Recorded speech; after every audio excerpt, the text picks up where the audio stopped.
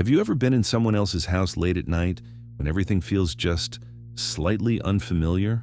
Like the walls are holding their breath and waiting for you to do something wrong? Not dangerous exactly, not at first, just off, in a way you can't explain. The kind of quiet where every tiny sound feels louder than it should be, and you start noticing things you wouldn't during the day. That's how it felt the first time I babysat at that house. And if I had trusted that feeling instead of brushing it off as nerves, I would have left before the parents even closed the door. I had taken plenty of babysitting jobs before, and nothing about this one seemed unusual when I got the message. A couple needed someone to watch their child overnight, just for one evening, and the pay was better than anything I'd gotten before. That alone should have made me pause, but I didn't question it. I needed the money, and the house was only a short ride away, tucked into a quiet neighborhood that looked almost identical from one end to the other. Rows of clean driveways and dim porch lights glowing in the early evening fog. When I arrived, the house stood out immediately, not because it was bigger or older, but because it felt too still compared to everything around it. The lights were on inside, but there was no movement behind the curtains, no television flicker, no silhouettes passing by. Just a soft yellow glow, like the house was already settling into the night before it had even begun. I remember standing there for a second longer than necessary before knocking, adjusting my bag on my shoulder, telling myself I was overthinking it. The door opened almost instantly, like they had been waiting right on the other side. The woman smiled first, polite but tight, the kind of smile that doesn't quite reach the eyes. Behind her, the man hovered quietly, already dressed to leave, coat in hand. They didn't waste time with small talk, just a quick introduction, a few rushed instructions about dinner and bedtime, and then, almost as an afterthought, the woman said there was something important I needed to read before they left. She handed me a folded piece of paper, creased neatly down the middle, like it had been opened and closed many times before. There was something deliberate about the way she gave it to me, her fingers lingering just a second longer than necessary, like she was making sure I wouldn't ignore it. I let out a small laugh, assuming it was a list of routines or emergency contacts, the usual things parents worry about. But she didn't laugh back. "Please read it carefully," she said, her voice softer now, almost careful. "And follow everything exactly." There was a pause after that, the kind that stretches just long enough to feel uncomfortable, and I nodded, still smiling, still thinking this was just overly cautious parenting. The man finally spoke, his tone more direct, almost rehearsed, repeating the same instruction without adding anything new, just reinforcing it, like it mattered more than anything else they had told me. Then they left. The door closed behind them with a quiet click, and just like that, the house felt different. It wasn't the same space I'd stepped into a minute earlier. The air felt heavier, thicker, like something had shifted the moment they walked out. I stood there for a second, listening to their car pull away, the sound fading until there was nothing left but silence. That silence settled in fast. I shook it off and moved into the living room, setting my bag down on the couch.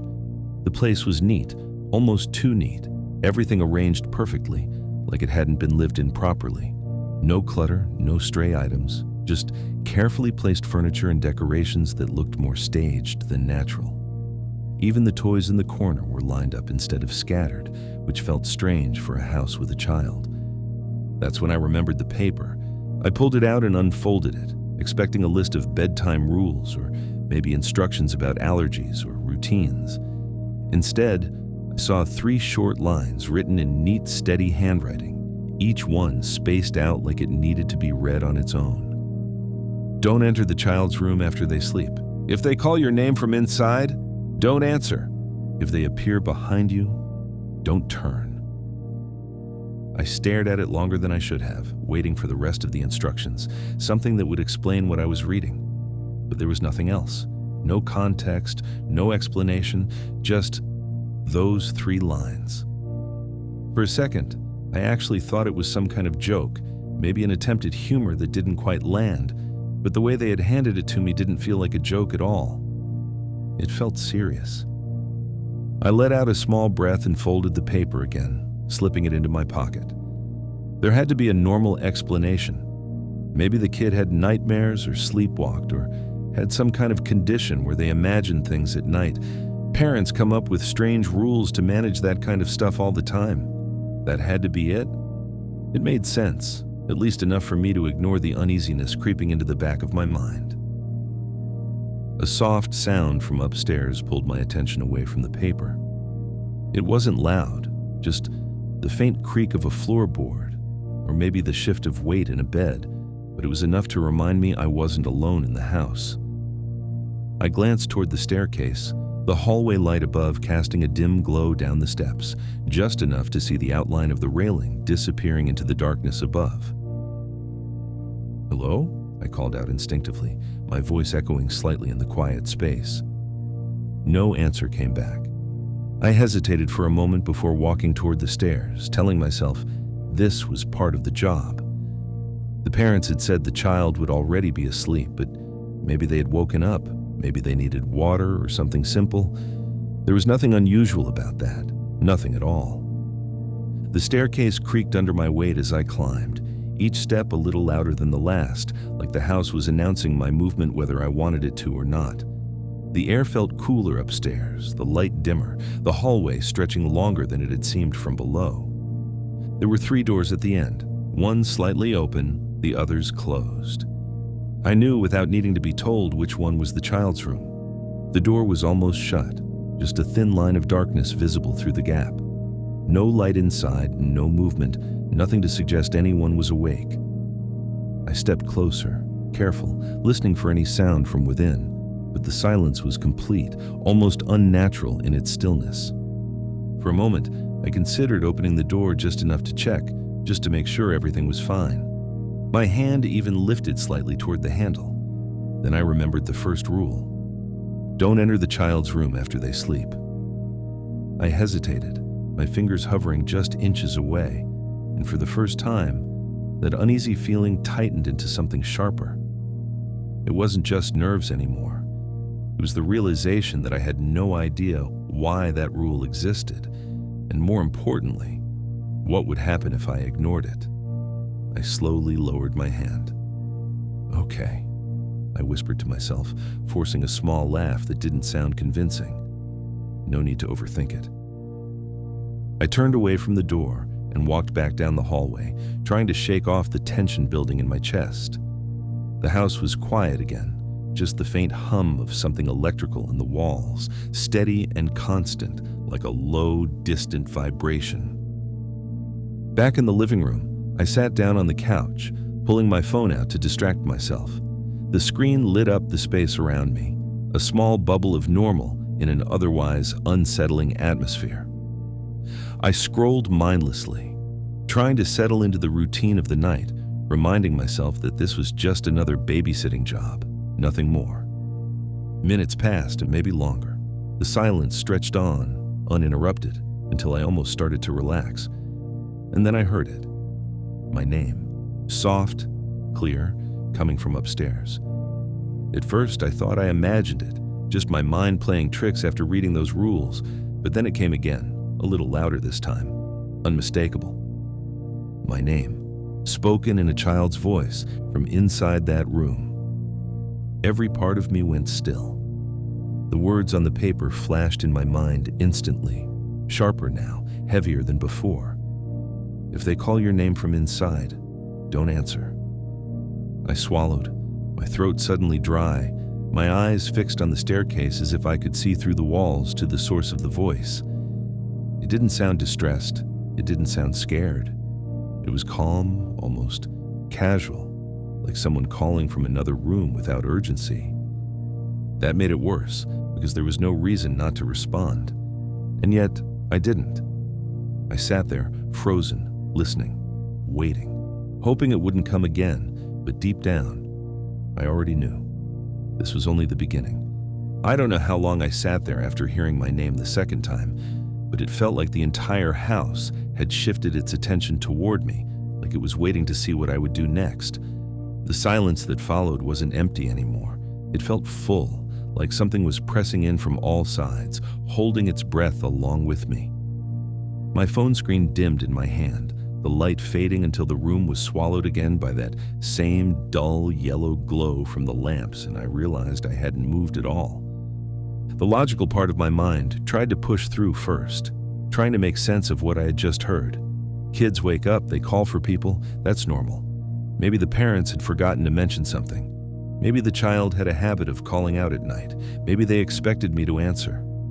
That explanation felt thin, fragile, like it could collapse at any moment. But it was still something to hold on to, something that kept me from immediately panicking. Then, the other part of my mind reminded me of the paper. If they call your name from inside, don't answer. The wording mattered. It didn't say, if the child calls you. It didn't say, if they need help. It was specific in a way that didn't feel accidental. It assumed I would hear my name, and it told me not to respond, not to comfort, not to check, just don't answer. I tried to laugh it off again, but this time the sound didn't even make it out of my throat. The house stayed quiet for a while after that, long enough for me to almost believe it had stopped, that whatever had happened upstairs was over. I stood up slowly, placing my phone on the couch, my movements careful without really knowing why. Every instinct was pulling me toward the stairs again, telling me to check, to make sure the child was okay, that nothing was wrong. But something stronger held me back. It wasn't fear exactly, not yet, but it was close. It was the awareness that I didn't understand what was happening, and stepping into that hallway again might make things worse in a way I couldn't undo. I just decided to sit back down when I heard it again. My name. This time, it was clearer, closer, not loud, not urgent, but unmistakably closer than before, like whoever was speaking had moved nearer to the door. The voice still sounded like a child, soft and steady, but there was something off about the rhythm of it, something that didn't match the natural way someone would call out. It was too even, too precise, like it was being repeated instead of spoken. A cold feeling crept up the back of my neck, spreading slowly as I stood there, caught between instinct and instruction. My mouth opened slightly before I could stop myself, the automatic response forming, before I even realized what I was doing. "Yeah?" I almost said. But I didn't. The word caught in my throat at the last second, and I swallowed it back down, pressing my lips together hard enough to hurt. My heart had started beating faster now, louder, the sound of it filling my ears in the quiet. The voice didn't come again right away. Instead, there was a new sound. A soft shift from upstairs, like something moving across the floor. Not footsteps exactly, not the steady pattern of someone walking, but a slower, uneven sound, like weight being dragged or repositioned carefully. I found myself staring at the staircase again, my body tense, every muscle locked in place as I tried to listen more closely. Another sound followed, this one sharper, a faint creak, and then silence. I realized I was holding my breath and forced myself to exhale slowly, my chest tightening as the air left my lungs. Every instinct was screaming at me now, telling me to leave, to grab my things and walk out of the house without looking back. But another thought stopped me just as quickly. The child. If there was actually something wrong, if something had happened upstairs, I couldn't just ignore it. I couldn't walk away without knowing for sure. The rules didn't explain anything. They just told me what not to do. And suddenly, that felt more dangerous than helpful. I took a step toward the stairs before I could change my mind. Then another. Each movement felt heavier than it should have, like the air itself was resisting me, trying to push me back. The staircase loomed ahead, darker now than before, the light from upstairs somehow dimmer, weaker, as if it was fading instead of illuminating. Halfway to the first step, I stopped. Something wasn't right. It took me a second to realize what it was, but when I did, the feeling in my chest tightened instantly. The hallway light upstairs was on before. I was sure of it. Now it wasn't. The entire upper floor was dark. A slow, uneasy realization settled in as I stared at the staircase, my mind trying to catch up with what I was seeing. I hadn't heard a switch flip, hadn't seen the light change, but there was no doubt about it. The glow that had been there before was gone, replaced by a thick, unbroken darkness that swallowed the top of the stairs completely. I shouldn't go up there. That thought came clearly, firmly, cutting through everything else, not because of the rules this time, but because something had changed and I hadn't seen it happen. I took a step back without thinking, my foot hitting the floor a little harder than I intended. The sound echoed faintly through the room, and for a moment, I regretted making any noise at all. Then I heard it again. My name. But this time, it wasn't coming from upstairs. It was coming from behind me, every part of my body locked instantly, the muscles in my neck tightening as if they were physically stopping me from turning around. The voice was closer now than it had ever been, close enough that it felt like it was right over my shoulder, soft enough that it brushed against the edge of my hearing instead of filling the room. My name, spoken gently, patiently, like it knew I would eventually respond. The third rule hit me all at once, heavier than the others, like it had been waiting for this exact moment. If they appear behind you, don't turn. A sharp, almost instinctive urge pulled at me, demanding that I look, that I confirm what was there, that I face whatever was standing just out of sight. Every part of my mind screamed that it was wrong not to look, that ignoring something behind you was unnatural, dangerous even. But the rule was clear: don't turn. My breathing became shallow, uneven, each inhale catching slightly in my chest as I stared straight ahead at the staircase, refusing to move. The darkness at the top of the stairs felt deeper now, heavier. It was watching too, like it was part of whatever was happening behind me. The voice came again, closer this time, so close I could feel it.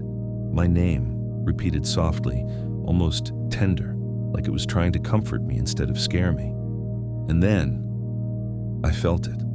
A presence right behind me, not touching, not quite, but close enough that the air shifted slightly, close enough that I knew, without seeing, that something was there, waiting for me to turn.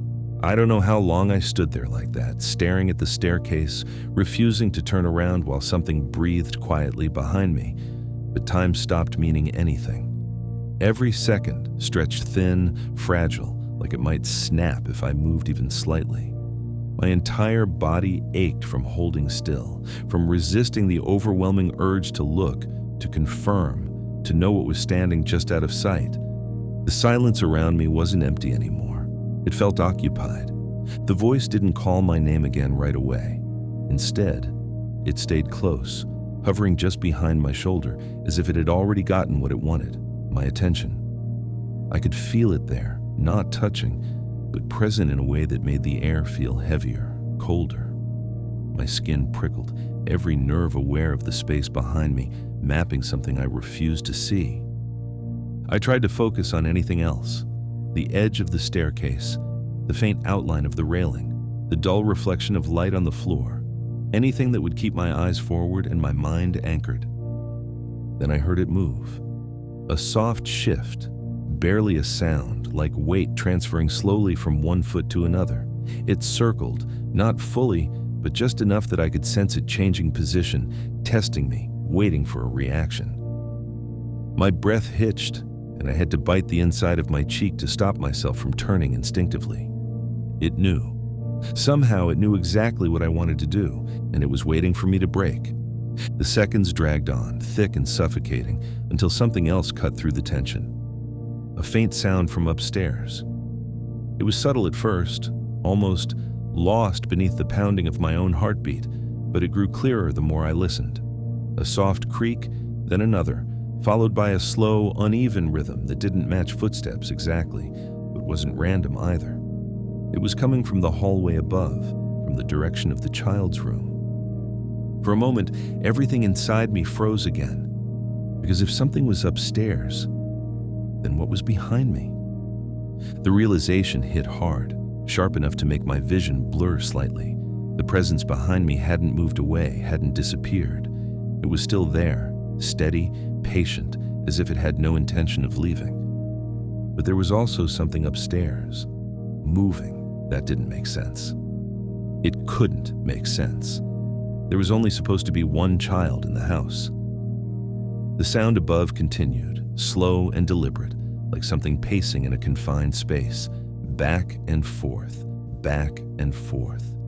The floorboards responded with soft groans under the shifting weight, each one echoing faintly down the staircase. I felt the air behind me change again, closer. Not physically closer, but more present, like it was leaning in, like it was paying attention to the sound upstairs just as much as I was. Then, for the first time since it appeared, it spoke again. My name. But this time it wasn't soft. It wasn't calm. There was something wrong with it now, something strained, like it was trying harder, pushing the sound out in a way that didn't come naturally.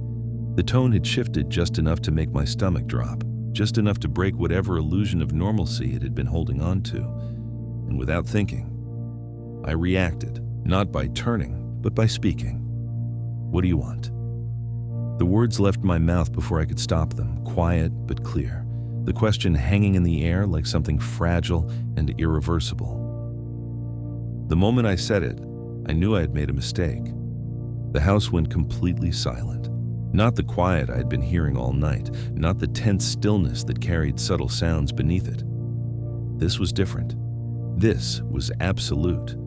The kind of silence that feels unnatural, like something has been removed instead of simply absent. The presence behind me vanished. Just like that. No sound, no movement, no warning. 1 second it was there, pressing against my awareness, and the next it was gone, leaving behind nothing but empty space and a cold absence that felt just as wrong. For a brief moment, relief flooded through me, sudden and overwhelming.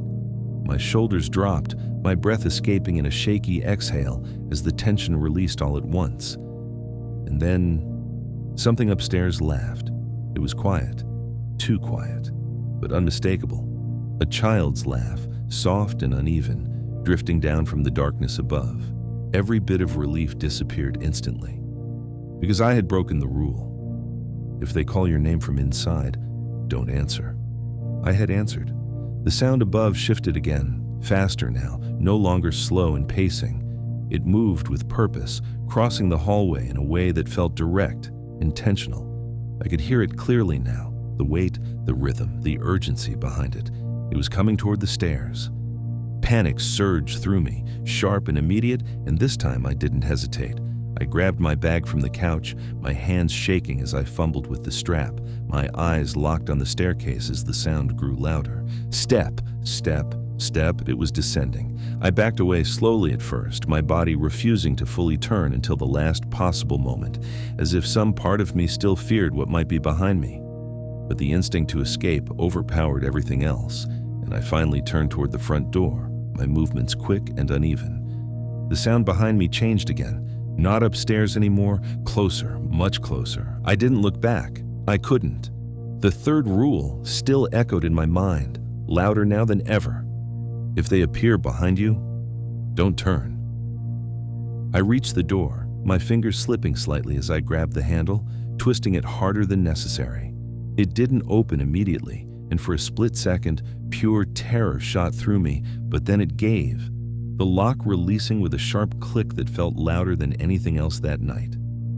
Cold air rushed in as I pulled the door open, the outside darkness somehow more welcoming than anything inside that house. I stepped out quickly, not stopping until I was several feet away, the gravel crunching under my shoes as I put distance between myself and the doorway. Only then did I dare to look back. The house stood exactly as it had before, still, quiet. Unchanged. The lights were on again upstairs, soft yellow glow spilling into the hallway. And in the window, I saw it. A small figure, standing just behind the glass, perfectly still, watching. For a second, I thought it was the child, until it raised its hand slowly and pressed it against the window, too high, far too high for a child. I didn't wait to see anything else. I left. I didn't go back for my phone, didn't call the parents, didn't try to explain. I just kept walking until the house disappeared behind me, until the streetlights felt normal again, until the air didn't feel like it was closing in around me. I told myself it was over, that whatever had happened in that house was contained there, tied to those rules, to that space, to that night. I believed that, at least until I got home, because when I emptied my pockets, trying to steady my hands, I found the folded paper still there. The same 3 rules written in the same careful handwriting. But now, there was a 4th line, at the bottom, written in ink that hadn't been there before. If you speak to it, it will follow you home. Real. That's because it was almost real. I'll see you in the next memory.